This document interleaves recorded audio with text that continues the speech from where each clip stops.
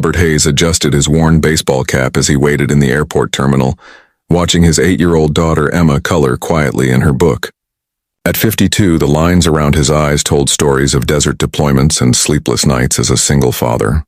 His graying beard was neatly trimmed, a habit from his Marine days that he'd never quite shaken.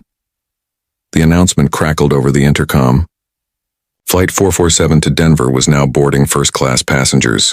Robert looked down at their upgraded tickets, a rare treat he'd splurged on for Emma's first airplane ride to visit her grandparents. As they approached the gate, Robert noticed a woman ahead of them struggling with her boarding pass. She wore a wide-brimmed hat and long sleeves despite the summer heat, moving carefully as if every step required thought. When she turned slightly, Robert caught a glimpse of scarred skin along her neck and hands. "Daddy, why is that lady wearing so many clothes when it's hot?" Emma whispered. Robert knelt down to Emma's level. "Sometimes people have reasons we don't understand, sweetheart. The kind thing is to treat everyone with respect." The woman ahead fumbled with her documents, clearly distressed. The gate agent's voice grew impatient as the line backed up behind her.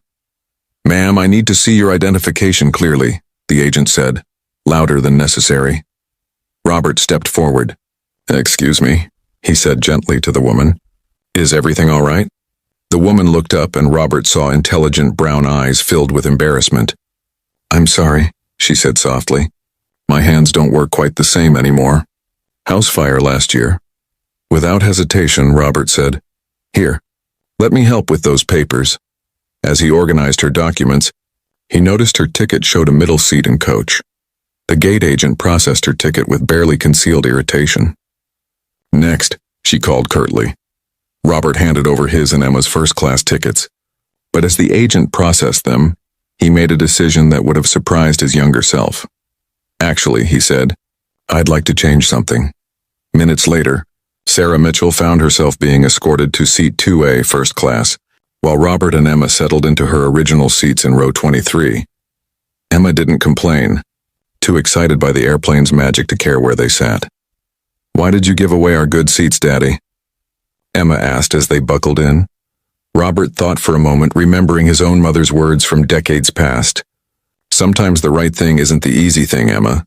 That lady needed kindness more than we needed extra legroom." The flight passed peacefully. Emma pressed her face to the window, marveling at clouds that looked like cotton balls. Robert dozed fitfully, his mind wandering to memories of his late wife Maria, who had always said his heart was too big for his own good. They landed in Denver as the sun painted the mountains gold. Robert was gathering their belongings when a flight attendant approached. "Excuse me, sir. The woman in first class asked me to give you this." Robert unfolded a handwritten note on airline stationery. "Thank you for your kindness. In a world that often looks away, you chose to see me. Your daughter is lucky to have such a father. With gratitude, Sarah Mitchell." Emma read over his shoulder, sounding out the words, "That's nice, Daddy." "Yes, it is, sweetheart." They collected their bags and took the shuttle to the rental car lot, then drove the winding mountain roads to Robert's childhood cabin. His father had built it with his own hands in 1975, and it remained their family refuge.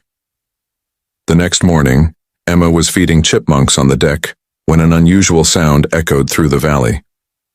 Robert looked up from his coffee to see a green helicopter approaching, its rotors beating a rhythm he recognized from his military days. "Daddy, is that a really big helicopter?" The aircraft circled once before landing gracefully in the meadow beside their cabin. Robert stood slowly, his military instincts alert but not alarmed. The door opened, and a familiar figure in a crisp uniform stepped out. Colonel James Morrison had been Robert's commanding officer in Afghanistan. Now at 58, he carried the bearing of someone who'd earned every star on his collar. "Bob Hayes," Morrison called out, striding toward the cabin.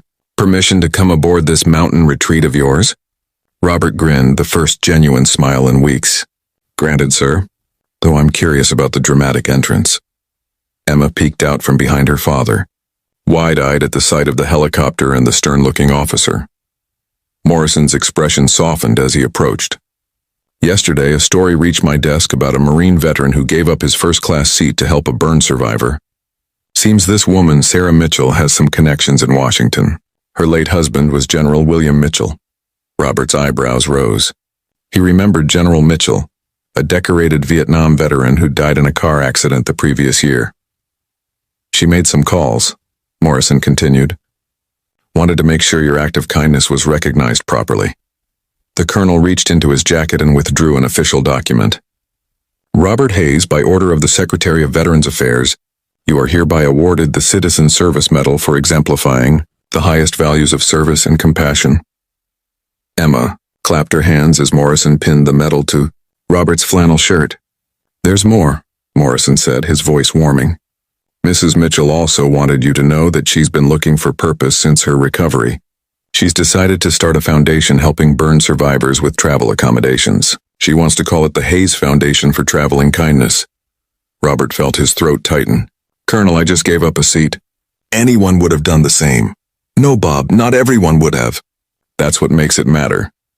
As the helicopter prepared to leave, Morrison placed a hand on Robert's shoulder. Take care of yourself, Marine. And that little girl of yours. The world needs more people who choose kindness when no one's watching. Emma waved enthusiastically as the helicopter lifted off, disappearing over the pine-covered ridges. That evening, as they sat on the cabin's porch watching fireflies dance in the gathering dusk, Emma curled up against her father's side. Daddy, do you think that lady is happy now? Robert adjusted the medal on his shirt, thinking of Sarah Mitchell and the foundation that would help others travel with dignity. He thought of his late wife, who would have been proud of the lesson Emma had learned about kindness. I think she's finding her way to happy, sweetheart. Sometimes when we help others, we help ourselves too. Emma nodded sagely as if this made perfect sense in her 8-year-old world, like when you helped her and then the helicopter man helped you. Exactly like that, Emma. Kindness has a way of coming back around. As the stars emerged overhead, Robert held his daughter close, understanding that the simple act of caring for a stranger had somehow brought him full circle to a truth his wife had always known. In a world that can be harsh and unforgiving, choosing gentleness is not weakness but the greatest strength of all. The mountain air carried the scent of pine and possibility, and for the first time since Maria's passing, Robert felt a quiet certainty that they were exactly where they needed to be.